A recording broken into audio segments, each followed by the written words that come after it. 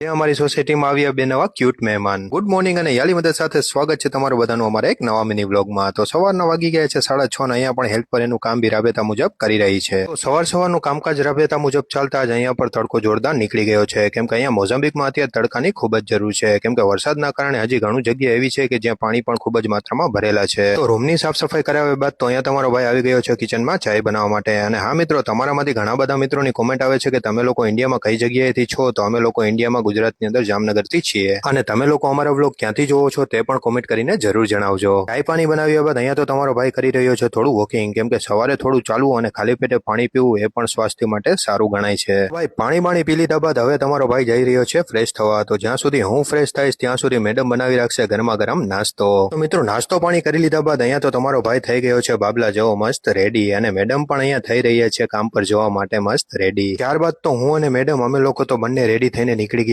છીએ કામ પર જવા માટે. તો આજે શનિવાર છે એટલે આપણે જલ્દી મુલાકાત કરશું.